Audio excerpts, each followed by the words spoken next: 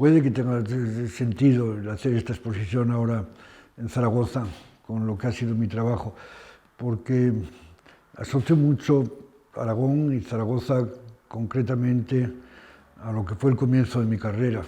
Luego he vuelto a recuperar el contacto profesional con ella más tarde, o con otras obras de otro alcance, lo que fueron las primeras.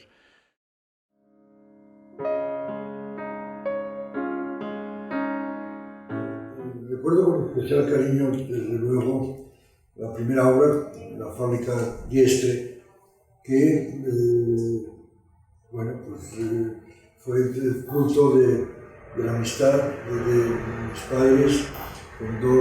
mi padre con dos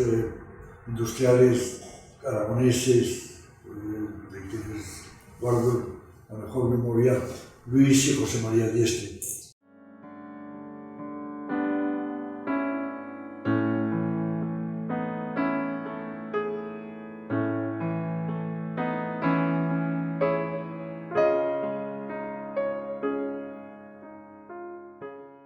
La obra de Zaragoza era una obra que por su programa, por su contenido, por su tamaño, incluso me atrevería a decir que para alguien que se iniciaba en la arquitectura industrial la veía como muy en el origen de lo que había sido el comienzo de la arquitectura moderna.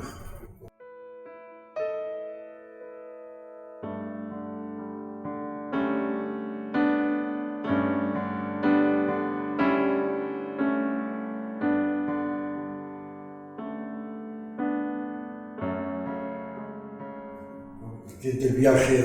a Escandinavia, el contacto con Aalto, que también había hecho dentro de su carrera incursiones en la arquitectura industrial, atento a la arquitectura de Stirling, y muy pendiente de una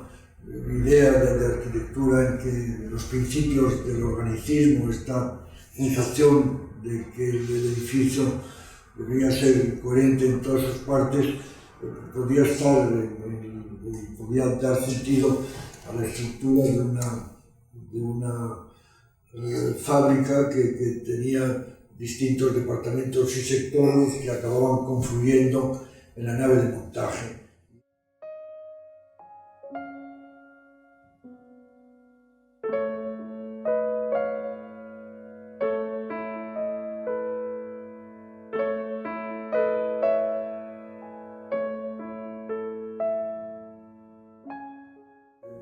La idea de que esa fábrica en su condición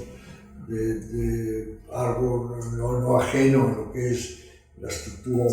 de un ser vivo, de un organismo, acabase enlazándose con el paisaje y acabase teniendo una sensación de no ser muy distinta a los montes que se veían en la lejanía, realmente era lo que se conseguía.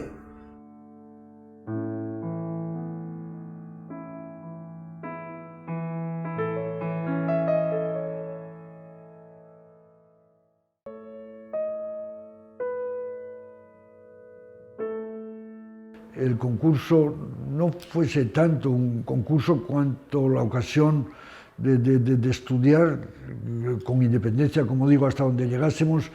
el problema real del centro histórico. La intervención debía ser más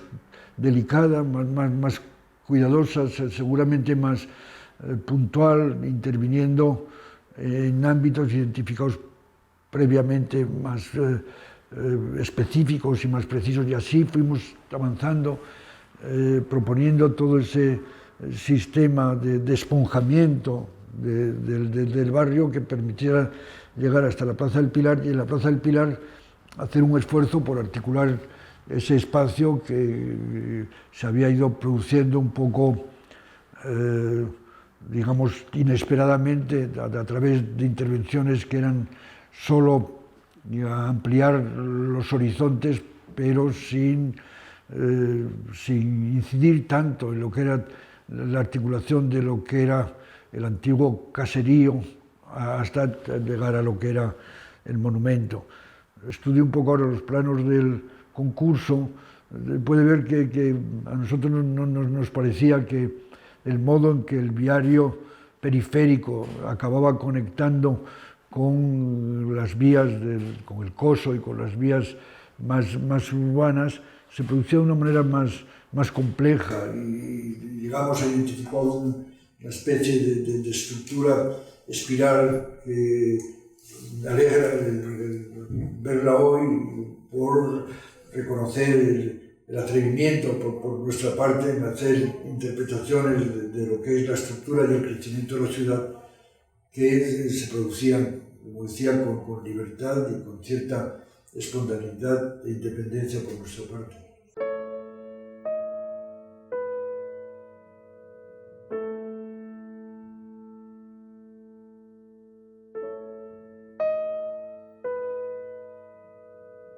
El modo en que un edificio interviene en la ciudad lo hace, digamos, transformando o integrándose hasta donde pueda en la propia estructura de la ciudad. Hacer que el edificio coincidiera con la estructura urbana es lo que explica ese pasaje. El edificio no es un edificio ajeno a una intervención en el casco y de ahí que haya que verlo como un intento de entender desde la arquitectura el modo en que se produce la ciudad y hacerlo con ese pasaje no ajeno a lo que ha sido tanta arquitectura del 19, en la que también se veía que la intervención sobre el antiguo podía ayudarse con intervenciones de alcance un poco más largo, como eran todos los pasajes del 19.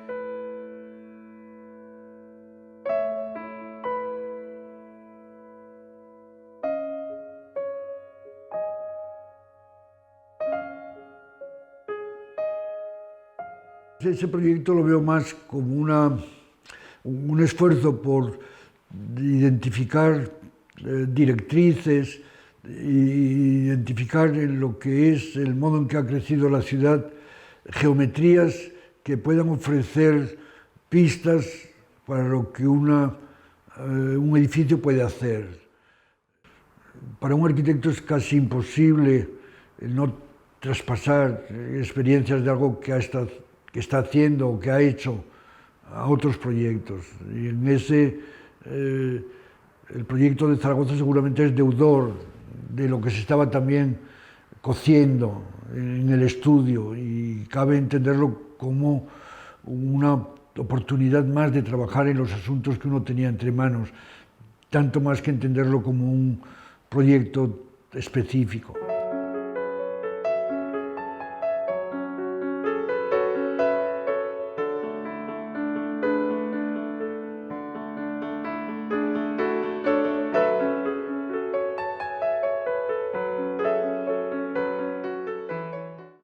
En realidad, el proyecto de Beulas coincidió casi con el momento en que Luis Nozaleda se pone en contacto conmigo también para hacer Panticosa y los dos proyectos van de algún modo asociados.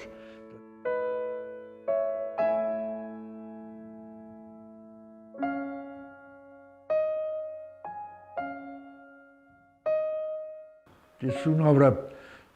pequeña, pero sin embargo me parece que disfruta de una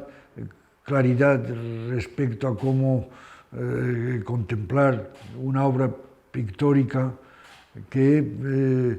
se percibe bien cuando uno entra y de una sola ojeada puede, digamos, hacerse cargo de lo que la obra de un pintor significa. Y así veía yo el modo en el que las pinturas de Beulas estuvieran colgadas en aquellos muros.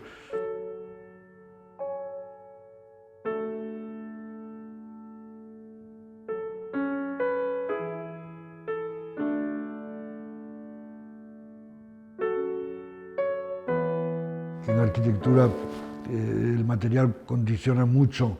lo que van a ser los problemas formales que los arquitectos tienen, y en el caso de Beulas ese fondo al que tantas veces se ha aludido de los mayos desarreglos, digamos, propiciaba la construcción con ese hormigón amarillento que acaba, digamos, fundiéndose con los aledaños de los Pirineos que aparecen en la llanura ostense, en la llanada de Huesca.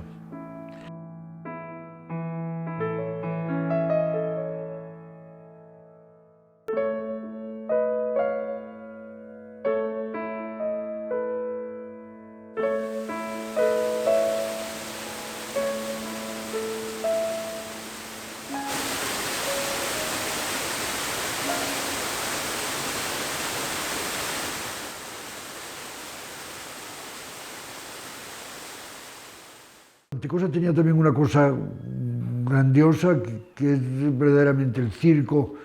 que son los Pirineos, que es el lago, que es ese ascenso casi místico al que obliga una carretera que no sabes bien a dónde te va a llevar ni cuándo vas a llegar.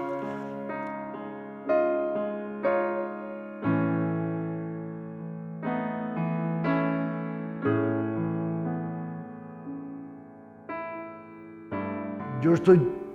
satisfecho de no haberme equivocado al no perder desde la pretensión de grandeza que había con los Nozaleda, haber llevado a su pensamiento que el valor de Panticosa también estaba en mantener una escala menuda que verdaderamente nunca se opusiese a la grandeza de su geografía. Hablar de respeto al lugar, el hincapié que siempre me ha tocado hacer desde la arquitectura y puedo, digamos, insistir en ello ahora, viéndome como profesor, repitiéndolo tantas veces, la importancia que para el arquitecto y para los edificios tiene entender dónde nacen y dónde están sus cimientos, y los cimientos que normalmente para los edificios son las ciudades. En un lugar como Panticosa es tanto el medio natural que tratar de intervenir poco en él, tratar simplemente de subrayar lo que pueda ser algún accidente geográfico, como en este caso es el lago, que llevaría a explicar, no sé, la orientación que algunos de los edificios tienen, es crucial.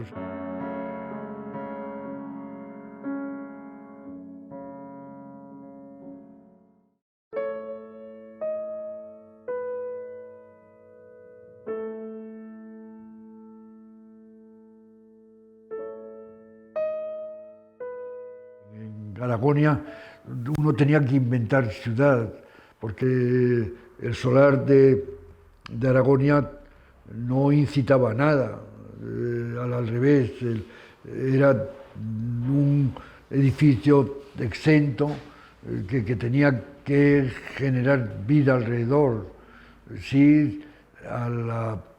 edificio, y de ahí un poco el contrasentido de que el edificio de la Diagonal lo llamen la Illa, y la auténtica Illa, el auténtico, digamos, edificio con vida propia que puede y hay que ver como una isla a la que agarrarse los barrios que hay alrededor, es el edificio de Aragonia. Aragonia era un difícil encargo para un arquitecto y una ocasión de probar cuánto la arquitectura contemporánea es capaz de vitalizar un área de la ciudad que no tenía carácter. Realmente ese crecimiento, digamos, sin otro compromiso que ofrecer lo que el apilamiento de pisos residenciales había producido todo alrededor, se alteraba, introduciendo esa isla, digamos, arquitectónica que a un tiempo que ofrecía servicios daba lugar a plantearse como marco de vida para la comunidad, para el barrio.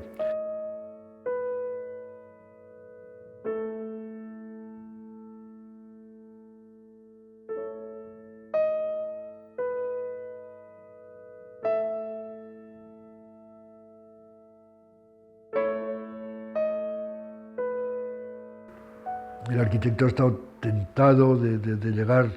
a esa escala más pequeña que es el mueble. El mueble siempre ofrece además al arquitecto la posibilidad de comprobar casi inmediatamente el valor o no de lo que hace. El mueble,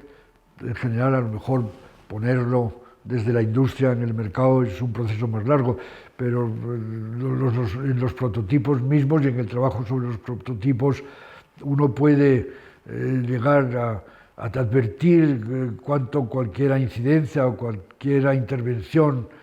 en términos de centímetros o en términos de forma afecta al diseño. Tener esta sensación de que uno modela las cosas se tiene seguramente tanto más en el mueble que en los edificios de más escala, donde hay más actores, intervienen